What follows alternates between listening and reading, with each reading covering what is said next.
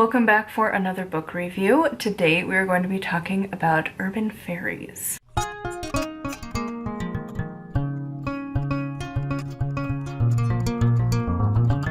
So briefly, this book, once again, usually the title says it all. It is really all about urban fairies. It's not really going to be a lot on like finding them out in the woods or finding them out in even like the desert. It's really specifically, and even like the natural wells and the spots you usually think of, and most people are like, well, you gotta go find them out in nature. Nah, they've developed just like humans to survive in our modern world, which is very urban. So we're talking like cities and suburbs, and this book goes through different types of fairies, or the fair folk, or whatever you want to call it. There's a lot of different names, and basically the others out there. I usually go with the fae, and there's kind of different groups of them and different categories that this book talks about.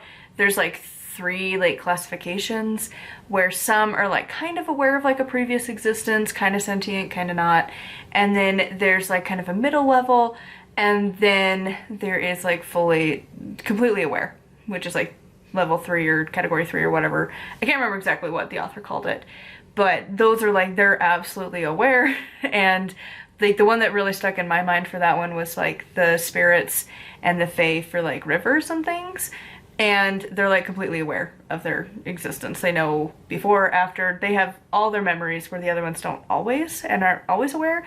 These ones definitely are. And they're all based into different chapters categorized by the Eastern elements, not West. So you're not going to find spirit, and you are going to instead find wood and metal. So you have a little bit different of a system, but honestly it kind of worked, because like metal does definitely have its own vibe. And you know, you find like the fae that are in like an old cast iron pot or like an ashtray or something. Like there's a lot of different things. Each one talks about different types, and then there were stories for each one and like different encounters, so you can actually like understand like how people really interact with the fae, which I really appreciate, because sometimes it's very much more like whimsical mythology kind of vibes, and this is more like practical, like actual experiences. I gave this one a 4 out of 5 star. I absolutely loved it. I think it was really fantastic. Now, like I said, it is really for urban life. If you are in the city, suburbs, this is for you. If you live in rural areas, probably not as much, because the normal books are for you, where it's go out into the woods, go out on the hillside, go out to the ocean, whatever, go out in nature. This book is the opposite. It is telling you to look in like the most random places. Like there are particular like entities that are created and have some sentience, and it's like from mines, and like if the metal or whatever was like used, or that area, like they get attached to that spot. There's some that they started off as like a traditional like kind of fae. They were attached to a tree. That tree then became something else, because that's what we do, and it's now attached to that item. And it is so fascinating because it really isn't talked about a lot. Like most of the time we think of the fae and we're like, oh well, you know, like you picture them off in the woods, and it's like they're also here. And I mentioned this one earlier, but I loved the idea for the like river ones, because the story, very much simplified, was that, you know, they feed off of the energy we give them, but like in like not a bad way. Like they don't like need to drown us anymore. Because many a times, I think we've all done it at some point, you're very upset, you go walking along a riverside or a stream or whatever ocean thing, and you're upset, and you end up finding a rock, and you're just kind of holding on to this rock, and you're just mad, and you're fuming about whatever, and then you grab your rock and then you throw it into the water. That's a spell. They get the energy from it and they're content. And like there's another one that was like a spirit fae thing that is attached to like an ashtray, and this ashtray is in like the ghetto. It's like not a safe area.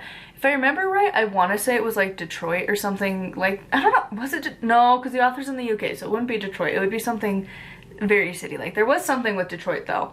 That there was a story with Detroit that like that place is cursed because they pissed off the Fae, and honestly I kind of agree with the reasons why the Fae would be pissed off.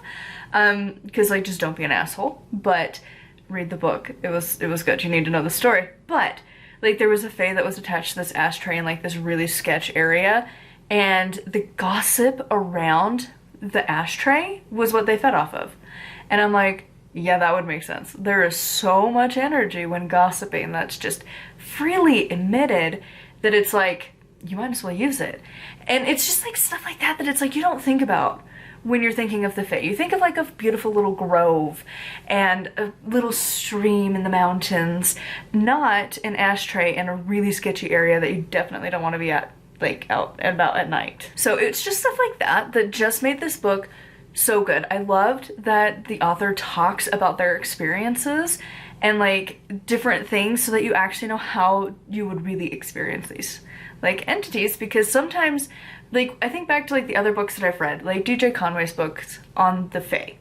The one I think I read was like, oh, what was it, like The Art of Faery Magick or something like that.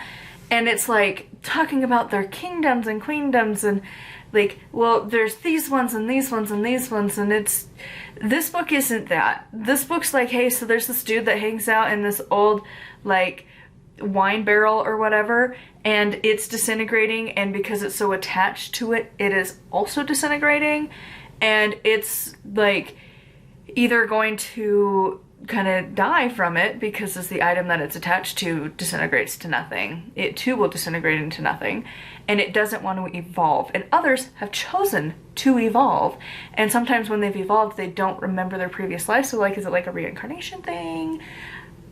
It's a whole thing, and it's so not talked about. And I love that we're finally starting to talk about being urban witches and like including stuff like that. Like this was such a good book if, like most people, you live in an urban setting. And again, we're talking suburbs, city, like dense city or like slightly more spread out. It's very different depending on where you live in the world, what counts as like city and suburbs and whatever. Because like here in the US, a lot of us are based in like cars. So like for us, like our city isn't as like traversable as other places. Like you can't walk to the store for most of here. Like you have to drive places because it's just, we're car heavy.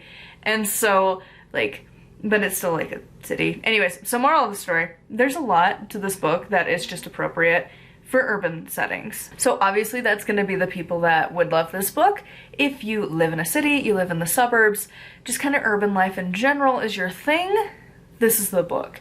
If you're interested in just learning about the Fae in general, I do think even though for most of the parts the Fae books are going to focus more on like nature spirit kind of vibes, this is a good one to have because you need to know that they also exist.